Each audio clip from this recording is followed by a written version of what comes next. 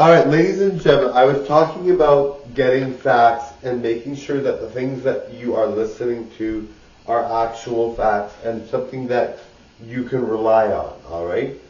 A lot of people claim they are an expert on YouTube and TikTok, and that's not the case, right?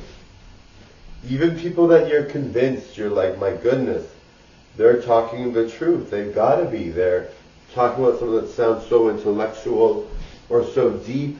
They must know. But not everyone does, right?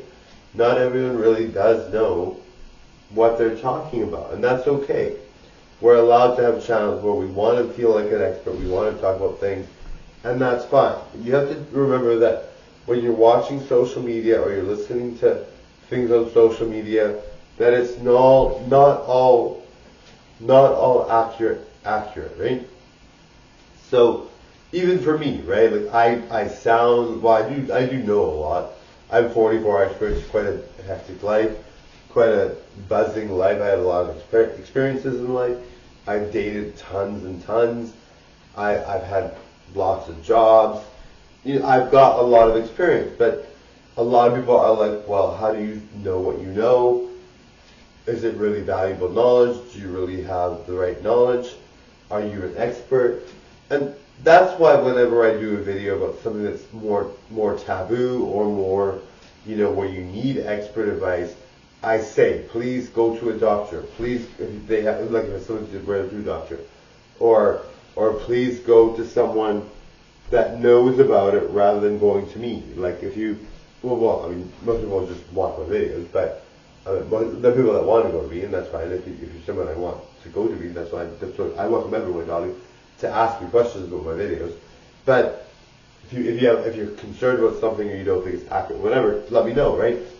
But in general, I think we have to all agree that a lot of people might sound like experts. You listen to them, they sound like total experts. And there are some people with ulterior motives as well. They might try to sound like an expert in something because they have an ulterior motive or whatever. And you buy into it if you want, you don't if you don't. But whatever the case may be, always remember that no matter even if it's mine, no matter whose video it is, you don't have to rely on the knowledge that you're getting. You don't have to believe any of it. You don't have to believe any of it, right? Even if it's about J-Lo or it's about, it's about, doing whatever. You don't have to believe it. It doesn't have to be something you believe set in stone that you really are convinced is true, right? Not everything is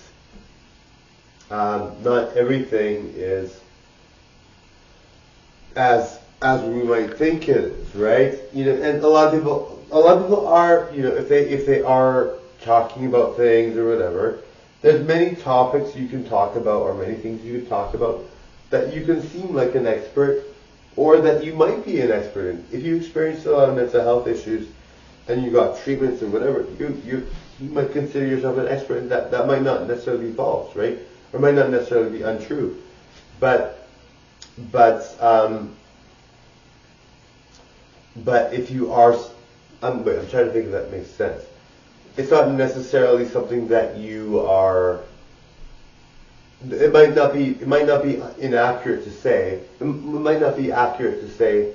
It might be true that you are an expert if you've experienced something or you know something and you talk about it. You might be an expert, but in general, I think it's important to know that if somebody says something and sits with you the wrong way or whatever, there might be someone else's opinion that's different, or you'd have to, if it's something that's not really important, or you don't need to know the correct answer, or you can believe it and it's not going to harm you, that's fine. But if it's something that you need accurate information, or there's something you need to really know about or learn about, and or something that you need accurate information so that it's not detrimental to you in any way, then go to the experts, right? There's academic, like professors in university. There's there's like pharmacies. There's like doctors. There's like gym experts. So if you're getting personal training, gym experts can tell you. Dietitians can tell you. if it's about health in general, every category of health has somebody that's an expert that can help you, right? Or in general, like, even if it's just to work out every day. If you feel like if somebody says to you, you work out every day, it's totally fine, everybody can, there's no issues, you might think, oh good, I could work out, and then it's unhealthy because you don't know what you're doing, right? So some of the people say that and you think, oh yeah, that's fine. But a lot of times you have to go to a doctor, especially if it's your first time exercising.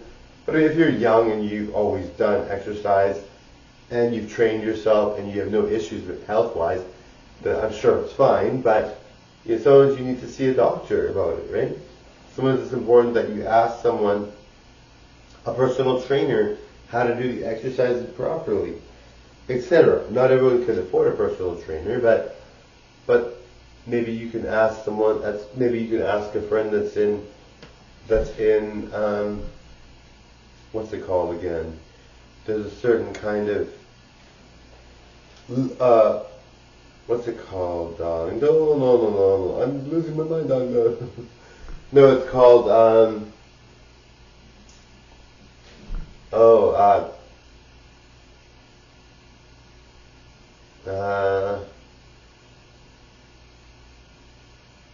it starts with a K, I think. It starts with a K.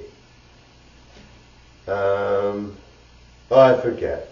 Somebody that takes educational courses in school about working out and being a personal trainer and being able to do things that other people can't in terms of personal training, etc. What are they called again? Darling, no. It's called, oh my goodness, guys, this is gonna bug me, darling. I think it starts with a K. Okay, I'm not gonna remember, but it's just, kinesiology, yeah, kinesiology. I'm glad I remembered. So kinesiology, they learn, if you have a friend that's in kinesiology or whatever, and they're trustworthy, even things like when you ask an expert, you might have to ask another expert or get a second opinion. Or like if it's braces, when I was very young, I went to get braces. Well, I got braces twice, okay? So I got metal braces the first time and then invisible braces the next time, because I had my car salesman job and I was able to pay, like a payment plan, I was able to buy it. I was poor, but I still was able to buy it. Well, I got that poor. I mean, if I had enough to buy that. But I don't have any money now, but I buy a lot, like a decent amount, but not that much. But I'm still very, very poor. But I have negative in my bank account, so I'm not doing very well. But anyway, so I am poor then. But, so anyway, like getting the braces, right? When I first went to the dentist as a child, I was told that I could shave one tooth, fill in with a like a fake tooth or whatever, like a filling. I'm not sure what it's called. Like a what's it called when darling, no, darling, you must forgive me, darling. When you got a fake tooth, it's called something. But anyway, he was like, cut this tooth, get a filling. Because I was so poor, I couldn't afford to get braces. Later on I was able to, barely, because I had metal braces. But I went to a college clinic to get braces because I couldn't afford to go to a real dentist, orthodontist. Anyway, so they're like, get all these teeth shaved and cut off, and fill in the spacing with fake teeth, and then false teeth. That's what it's called. So I'm glad I remember. So false teeth. So they like get fake teeth, false teeth, and put it in between your teeth. Shave this tooth and do this. Add this. Add this.